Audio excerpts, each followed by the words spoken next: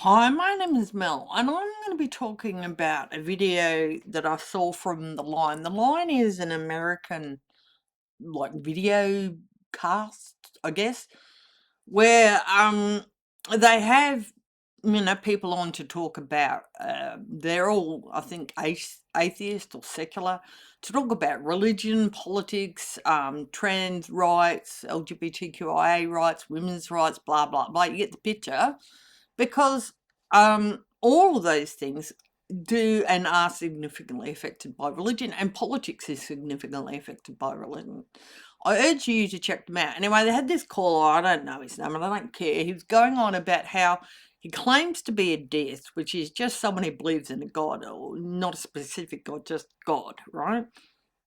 Whatever, who cares? But he claims that we've lost something to religion. He couldn't be very specific about what, when we don't have religion, what have we lost? The one thing he did say is that the Abrahamic religions in particular sort of go reproduce and multiply. So it's like trying to force a certain birth rate. And I'm like going, what the hell? Um, look, because how messed up do you have to be? So there is a public conversation about falling birth rates that seems to split into at least two distinct conflicting narratives: a macroeconomic concern about aging societies and racial or ethno-nationalist anxiety regarding shifting demographics. Well, economists and policymakers focus on structural collapse, political rhetoric frequently intersects with racial prejudice. Yeah, well, we don't know. So the economic concerns are workforce shrinkage. Well, in an age when we're allowing AI and robotics to take over everything and there's not a lot of jobs, there's not nearly enough social support systems, if at all. Yeah, that's like, no, that's reality. Is a lot of people are going to be out of work if they are not. I mean, people losing, there are hundreds of thousands or even worse losing their jobs worldwide now and before, like due to AI and robotics. I mean, so yeah, workforce shrinking. People can't get work, and like the pay and the wealth disparity is getting worse. So yeah, okay, no shit. The pension system strain. Well, that's like, yeah, of course. Rising cost of living, another one. Childcare and housing barriers. Yep. The racial bigotries or anxieties are this so-called demographic shift uh, replacement rhetoric. Like, you're not being replaced, you're not going anywhere. It's just that, yes, demographics are going to shift and change over time for like immigration and refugees, and that's a good thing, because the more diverse people have, the better off we all are, right? They specifically want white people to be having more babies. I mean, the fact that we've got a lot of babies who are mostly brown and black and dying, and children dying as we speak from war, disease, um, hunger related causes, dirty water, blah, blah, blah, and I'll keep going here. It doesn't, they don't give a shit. They want white babies, it's definitely very stupid. So the racial and nationalist subtext. There is a well-documented strain of political rhetoric, yeah, because instead of actually dealing with systemic corruption, courtocracy, taxing the wealthy and the rich, fixing the stuffed up political systems, changing it so that everybody benefits, instead of actually fixing capitalism problems, and corporate problems and government problems and bank problems, they are setting us to blame each other. So therefore, they don't have to do anything. So, in right wing and ethno nationalist circles, panicking over birth rates is explicitly or implicitly tied to white populations. So, they have what they call the Great Replacement Theory. This is a fringe conspiracy theory that has entered mainstream political discourse, suggesting that lower birth rates among what populations, combined with immigration, will systematically replace them. I mean, how stupid do you need to be? Selective natalism. Critics noted that public figures express the most alarm about birth rates often oppose immigration as a solution to workforce stoppages or shortages, revealing that their concern is specifically about native born or ethnically specific population growth than any sort of numbers. Scapegoating women has another thing. Political figures or prominent figures frequently blame women's higher education, career pursuits, or personal independence. Oh no, oh my God, for what they frame as a cultural or civilization failure. Yeah, women get to be independent. Yeah, they get to not have kids if they don't want them. Suck it up. Men get to do that too, and they're not criticised. So stop scapegoating women and start recognising what are the systemic failures of government policy, not taxing the wealthy, not having a system where people can get jobs or get work or anything else. Don't blame the immigrants or refugees. This is a systemic policy problem. Okay, so I'm sick of people blaming. So, yeah, I mean, keep, trying to embarrass or coerce or whatever people into having kids they don't want, can't afford to have, is not the solution. The global economic reality. And look, given the impact that the human species is having on the world, I think a falling birth rate is what we need to do. Right? Outside of any racialised political rhetoric, some demographers and economists look at the issue through a universal structural lens. The decline is not unique to Western or white majority countries. It is happening globally as societies develop.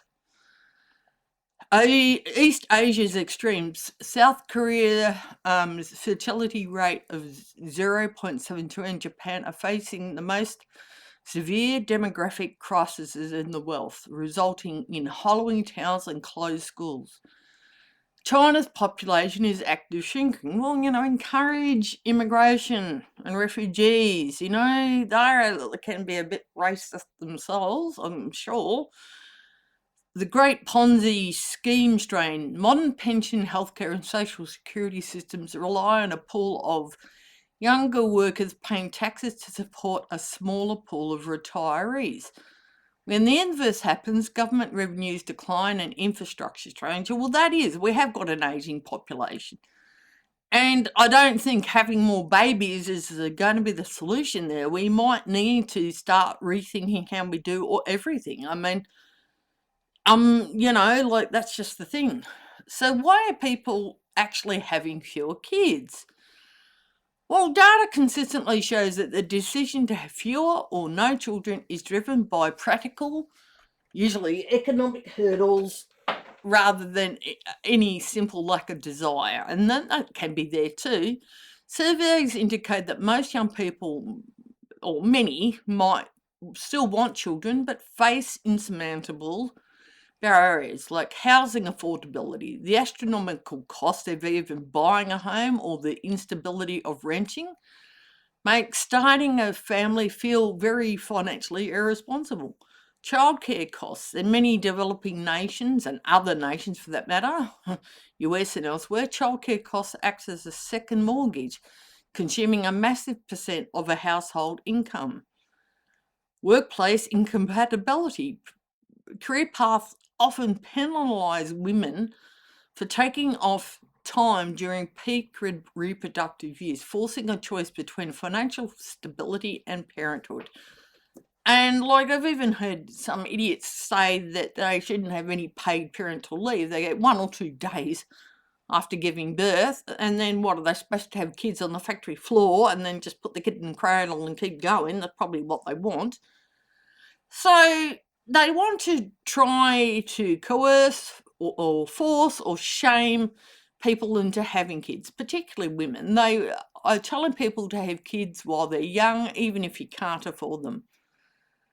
The public backlash against political commentators and influencers who pressure women to have children, specifically targeting statements made like those made by Turning Point USA CEO Erica Kirk, and there's others, not just her, highlights a severe disconnect between political ideology and economic reality, and even like what people actually want. When public figures tell young people to have kids even if you can't afford them, and you're young and you want to go to school, they frequently face intense criticisms for promoting financially reckless behaviour while speaking from positions of enormous wealth. So they also staggeringly hypocritical in many instances. Critics, including many from her own, like against Erica Kirk, I'm talking now. So critics, including many from her own conservative audience, seem to have targeted Erica Kirk for what is widely described as staggering hypocrisy and an anti-child stance wrapped in traditional imagery. The core argument highlights this double standard. The financial shield. Kirk has repeatedly urged young audiences to have children regardless of whether or not they have stable finances or want a career, have a job or anything like that. She's gone to uni, she had a job, and she was well into her 30s, I believe, when she had kids.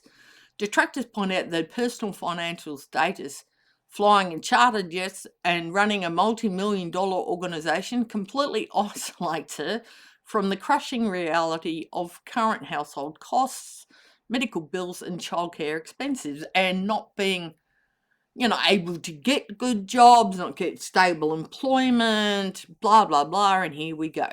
The do as I say, not as I did timeline.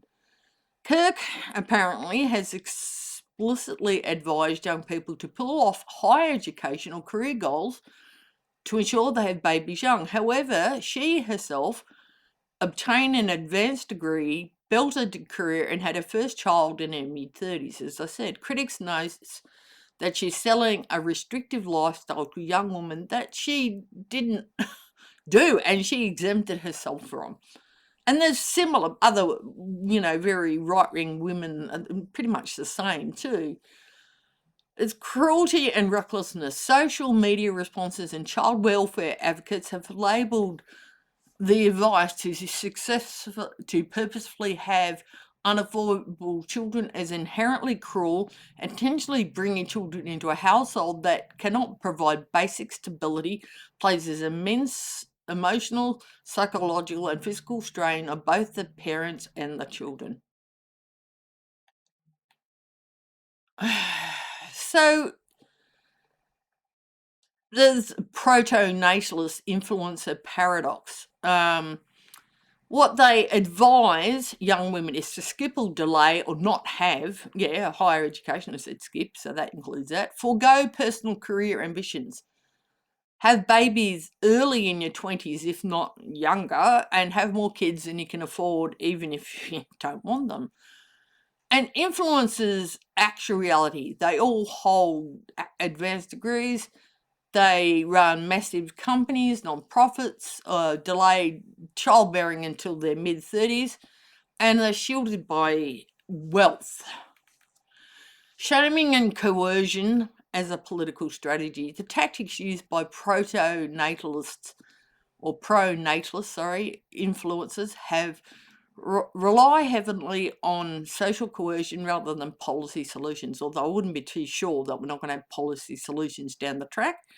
Instead of advocating for paid parental leave, free or subsidised childcare, affordable housing, the rhetorical shift to put the entire burden on individuals rather than, Weaponize regret. Influencers frequently tell young women that focusing on a career will leave them regretful and alone, using fear and isolation as tools to force compliance. And I'm here to tell you that having kids is no guarantee that you're not going to end up alone and by yourself when you're older. I'm here to tell you because I'm an example of that. So I don't think that's fair. And it's like you're not guaranteed to not be all alone and by yourself and having regret by having kids. I mean, I don't regret having my kids, but it's definitely put me personally behind the apple. I won't ever regret them, but like, wow, like my career suffered. I am now 60, can't get back to work, my health. This is none of my kids' fault, but I mean, I'm just saying is I can't get back to work. I'm living on the DSP, which is very little money. Can't get access to a lot of services. And, this is my fault now that none of my kids and whatever want anything to do with me. They don't see me, they don't talk to me. Okay, at least mostly my fault, not completely my fault, probably. But look, and okay, you can say I deserve that, and probably did. But like I'm just saying is, parenting is a really, really hard job. And to say that any gender or whatever person should stay at home and look after kids is not right. Now, if someone chooses to stay at home, whatever their sex or gender is, then I think they should be made to do like courses online and to, like they got to have free childcare so they can get out of the house and go and meet other adults. You can love your kids to death, and I certainly tried to. I mean, I did love my kids. I still do love them, even if they hate my guts and think I'm terrible.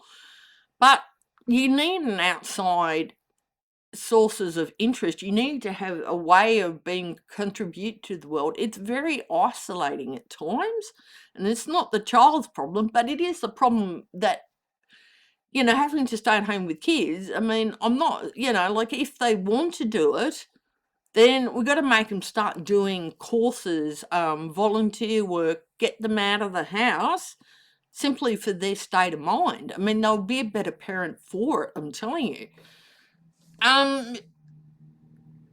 So the noble poverty myth. Commentators often romanticize financial struggle. I mean, they've never done it, framing structural economic failure, which they all contribute to because they're all greedy, as a moral test. Choosing not to have children due to any financial instability is framed as a lack of faith or selfishness rather than a responsible assessment of whatever resources. We need to fundamentally change how we do things.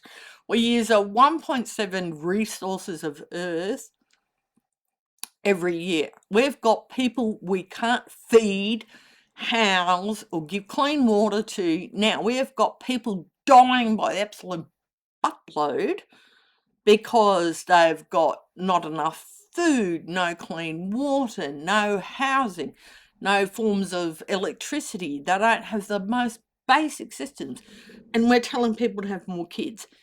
And we're so destructive, we're causing this most possible, the AMOC, Atlantic Meridian Ocean Current collapse. We look like we're going to hit like a super El Nino. We're dumping all this fresh water from sea ice and the glaciers into the sea, which is causing water level rises.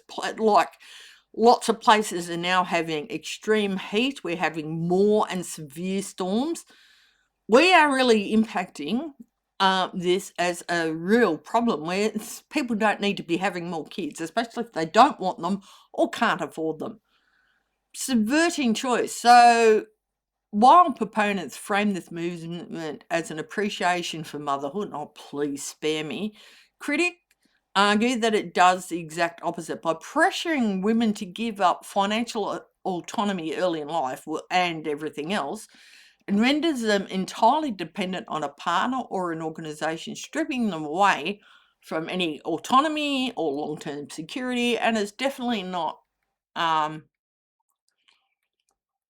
it is not the solution. They want men are in charge everywhere, and look what's fucking being done in the world. I mean, seriously, we need to have true equality between all people of all genders and all sex, all sexualities.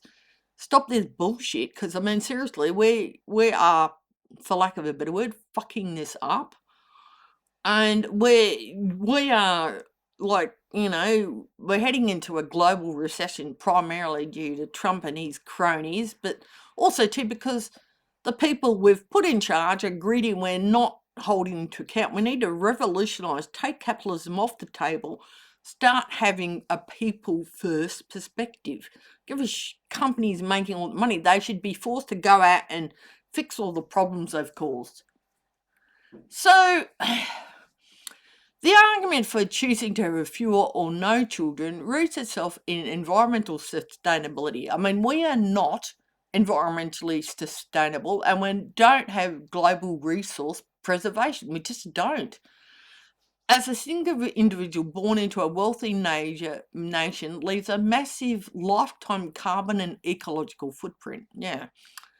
Concurrently, global humanitarian data reveals a stark reality. Millions and millions of preventable deaths occur annually amongst vulnerable populations, disproportionately affecting children in developing nations due to structural inequality, colonialism, imperialism, fascistic crap, capitalism, conflict, and systemic underfunding of humanitarian aid. Global mortality realities. Preventable child deaths for under 5 years old. About 4.9 million annual deaths. 100,000 plus are due to severe malnutrition. Another leading cause is malaria and diarrhea, half in conflict-torn zones. Major systemic killers for adults. 9 million annual pollution deaths and up to 21,000 per day due to conflict or hunger and stuff like that. So, global mortality statistics: hunger, water, and disease, and war, but authoritative reports from the United Nations and independent watchdogs outline the human cost of global inequalities. Preventable childhood disease. According to a UNICEF child mortality report, 4.9 children under the age of 5 die each year. The majority of these deaths occur in low-income countries and fragile, conflict-affected settings. The toll of infectious diseases. The leading killers of young children remain entirely preventable or treatable diseases, including pneumonia, diarrhea, malaria, which remains the single largest killer of young children in sub-Saharan Africa. Conflict-driven starvation. This gets worse. When full-scale global famines have decreased in intensity over the last century, a report by Oxfam, Food Wars, estimates that between 7,000 and 21,000 people die each day from hunger. In nations torn by active conflict such as Sudan and Gaza, where food and water infrastructure are actively targeted and blockaded or just not given. Okay? Pollution, dirty water. Environmental degradation is vastly more lethal than most kinetic welfare. A landmark study in The Lancet verified that environmental pollution kills about 9 million people annually. More than smoking, war, hunger, and natural disasters, AIDS, tuberculosis, and malaria combined. The brunt of this toxic exposure is borne by developing nations in Asia and Africa. So the environmental impact of having much fewer children or no children. The choice to remain child-free or to limit family size for ecological reasons is widely studied in environmental science. Sorry, and we need to be doing this. Carbon legacy. Research published in the environmental letters indicate that having one fewer child produces a person's carbon legacy by 58.6 tonnes of CO2 equivalent per year. This choice carries an emission reduction equivalent to hundreds of individuals adopting comprehensive recycling habits for the rest of their lives. Resource disparity. Demographics highlight the impact of birth rates is highly dependent on where a child is born. A child born in highly industrialized and wealthy nations will exponentially consume more resources, fossil fuels and fresh water over their lifespan than a child born in a developing nation. Therefore, consumption habits, not just population numbers, drive environmental destruction. There's a structural disconnect in resource allocation. The critique regarding public anxiety over domestic birth rates versus a lack of care for living children globally points to a severe imbalance in international priorities, and it's racist. They just really want more white babies. They don't give a shit about all the others. Shifting budgets. As noted by the Global Hunger Index, international humanitarian budgets have sharply declined while global military spending has drastically surged. This inversion funding directly undermines international responses to global hunger and clean water for access. The worth of lies. Human rights activists frequently argue that pro-natalist policies in wealthy nations are inwardly focused, prioritizing the demographic and economic output of their specific segment, and most oftentimes it's white people. This often occurs while ignoring underfunding the infrastructure to save the millions of children globally who are already alive but trapped in cycles of poverty, pollution, war, disease. You get the picture. So why are women called selfish for not wanting kids, whereas a man not wanting kids are not criticised? There is a double standard regarding parental roots in a deep-seated cultural expectation, gender roles, and unequal distributions of domestic labour. And it is all a big problem. When women choose to remain child-free, they challenge what some men think are the traditional social scripts, whereas a man's worth is historically judged by their economic output rather than their caregiving role. And why shouldn't that look? Why should anyone be judged, period? But why shouldn't a caregiving role be a man's role? And why can't, making the money be a woman's role? And I know a lot of men who are house husbands are very happy doing it, are very good at it. So if, men keep claiming they want kids, but are unprepared to, change the dirty nappies, clean up the vomit, clean up the diarrhea, wash, change, do all the crap that you do as a parent. If you're not prepared to do that, then you can't be whinging that someone doesn't want to have kids with you, period. I don't want to fucking hear it. If you're not prepared to get into the trenches with your partner, then I don't fucking want to hear it. Really, you should not be turning around and saying they're selfish because you were selfish.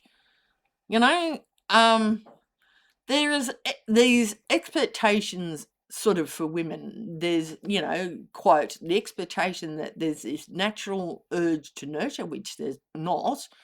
Selfless sacrifice is required. Well, there shouldn't be. Women are often judged on domestic labour and shamed for choosing autonomy. And, the expectations of men are frequently the financial provider, and I think this puts an enormous amount of pressure on men. Independence is valued, caregiving is any extra and praised for basics. And that's like ridiculous. I don't think this helps men. I don't think it helps women. Why do women face a selfish label? There's a myth of maternal instinct. Culture often falsely frames the desire to have children as the default biological imperative for all women, and it's just not. I'm here to tell you. So when a woman opts out, society frequently views it as a rejection of her natural role, leading to accusations of selfishness or coldness. Autonomy penalty. Choosing a career, financial freedom, or personal peace over childrearing is often weaponized against women. Men who make identical choices to focus on careers or freedom are typically praised as driven, independent, or practical. The burden of selflessness. Society does expect mothers to completely submerge their identities and the desires for their families. A woman who refuses this sacrifice up front is seen as violating the cultural expectation of female selflessness. And we should never have had that expectation.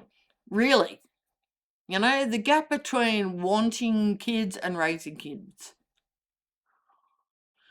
So there is a bit of a gap between many men who are requiring or demand children but avoid any actual labour aligns with some extensive sociological data.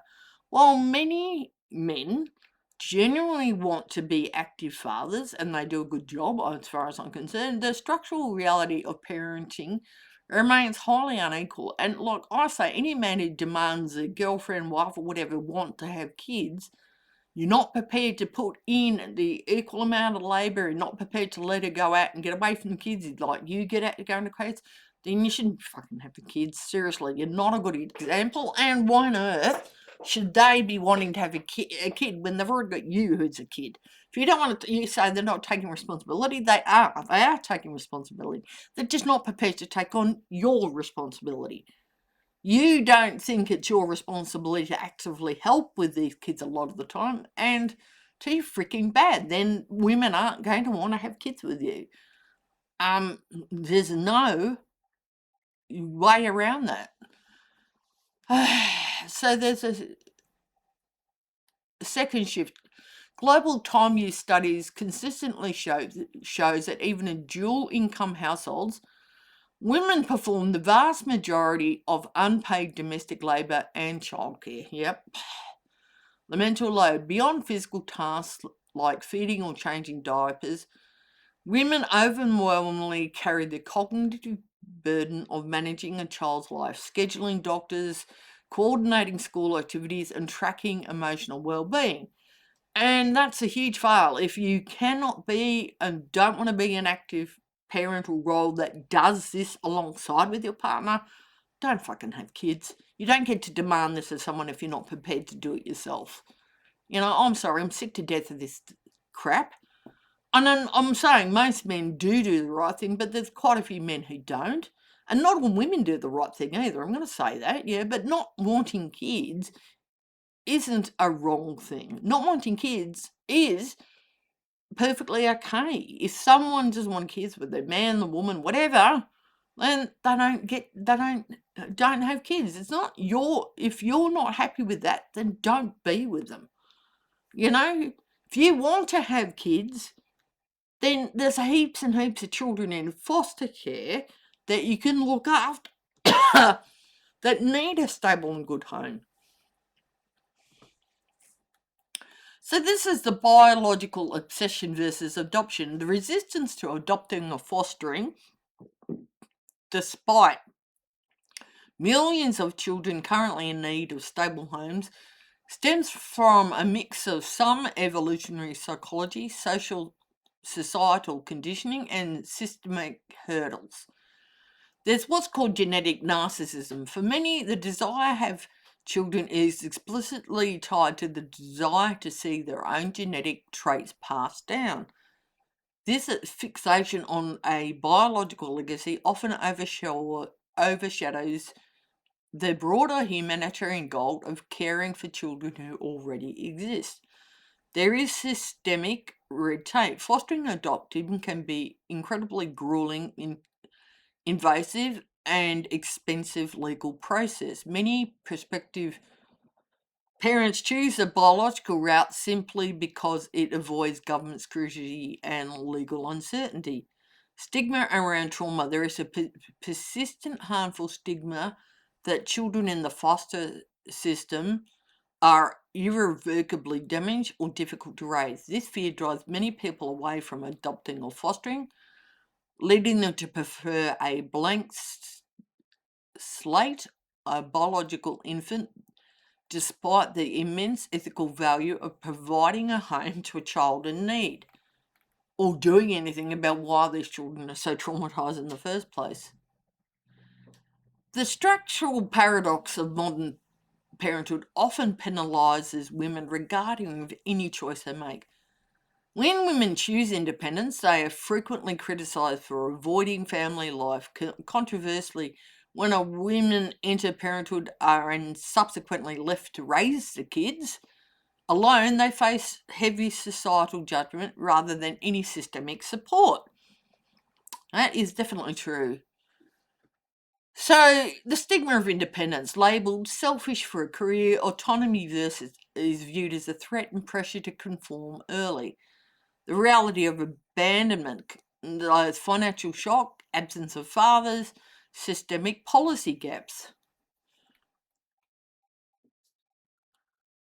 The cost of, doing childcare or looking after kids unprepared is often referred to as being in the trenches, highlights the sharp divide between some romanticised idea of family and the actual daily labour required. The reality of 24/7 care. Raising a child requires an immense amount of physical, emotional, and financial output. When parents are pressured into this role without adequate emotional maturity, financial stability, or anything else, it frequently leads to resentment, burnout, and generational trauma for the child involved. If you're not prepared to get up at night to take turns getting up every 2 to 3 hours for a newborn infant that requires feeding, then I'm sorry, bugger off. And that means men, women, I don't care. You can express breast milk into a bottle, you can formula feed, you can do all sorts of things. Shouldn't just be down to one doing that. I've seen cases of young women with 3, 4 kids, and they are exhausted, they are burnt out, they're not coping. They've got no lives, their children are suffering, and it sucks. I mean, and they then get called, irresponsible, and instead of like, oh, so was a societal expectation or a religious one. Bringing children into a house that cannot financially support them significantly increases the risk of housing instability, food insecurity, and long-term poverty. Well, it definitely does that. Choosing not to have children under these circumstances is a highly responsible and protective decision. I mean, I really don't care. If somebody doesn't want kids, the reason why they don't want them is not important. But if we do want people to feel like they can have kids, we've got to fix the systemic issues around why they can't. There's a massive wealth disparity, not enough time for people to spend with any children. There's all sorts of problems, and the backlash against female independence. The critics aimed at child-free or career-orientated women often stems from a desire to maintain traditional power dynamics within relationships and society. We don't want the men in fucking charge, which, look, we are where we are because men have been in fucking charge. We need all genders and all sexes to be in charge. Seriously, and all people from all races. We need a diverse. Just having men in charge has seriously screwed shit up, and having women thought as being having no rights. If they don't want sex, you try and coerce them. If they don't want kids, You try and coerce them. You don't let them have abortions despite they're the ones who are freaking pregnant. You don't let them have any sort of a lot of care. You don't give them any help if they do have a kid. They can't win. And like a lot of them now, like the men want to control, or some men want to control women. Now, most men hopefully don't, but the world is run by men. And look the fuck where we are. That's not saying all men are the problem, but seriously, the world we're in is caused by men. There's no getting around that. That's not me saying that all men are bad or awful. It's not having a very diverse sex, gender, racial in we need to dismantle corporations, dismantle capitalism, in my opinion, and we need to start having a very diverse sex, gender, and racial whatever, like governments. So then that you get people who are more left leaning, who are people focused, not on corporations or fucking anything else. And look, historically, economic dependency kept women tethered to domestic roles in marriage, regardless of any quality of these relationships. So when women achieve financial independence and reproductive autonomy, they gain the power to walk away from bad situations or choose a single life entirely.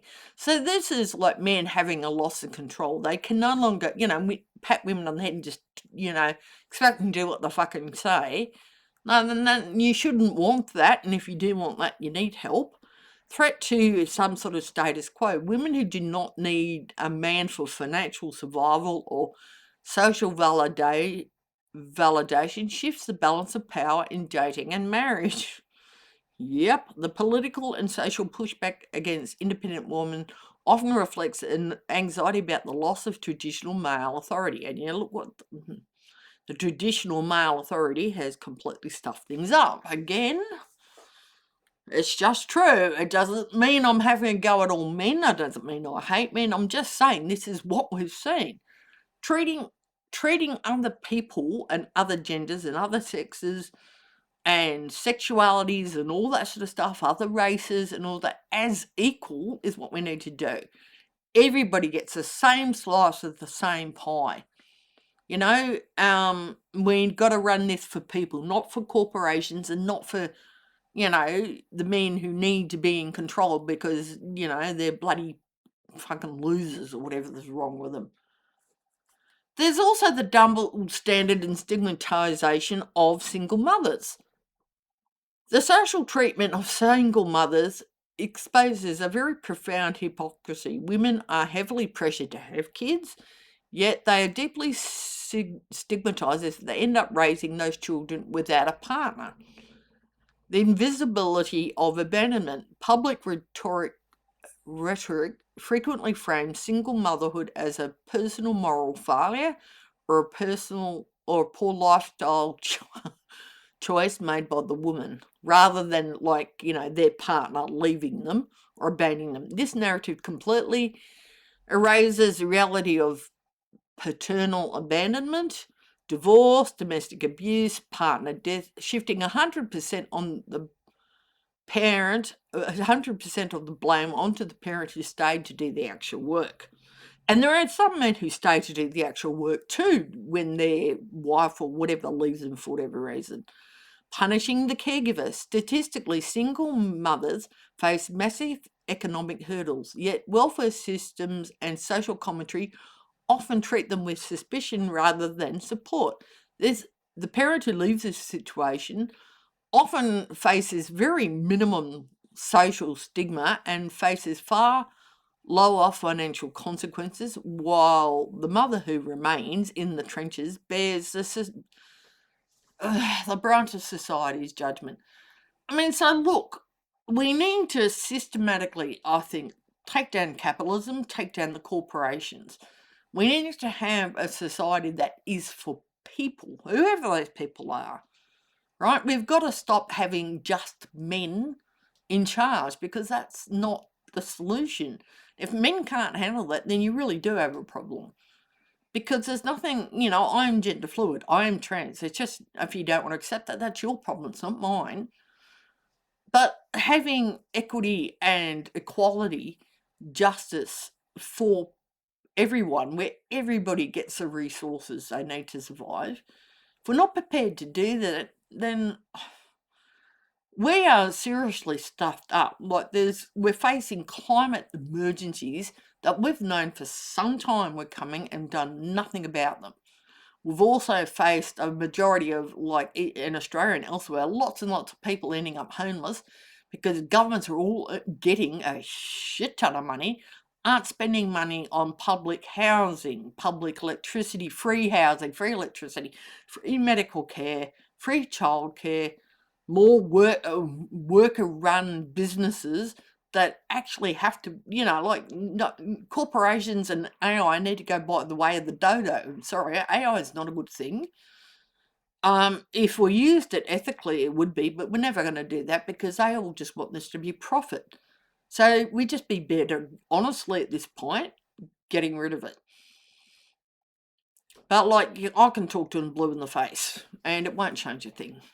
Anyway, thanks.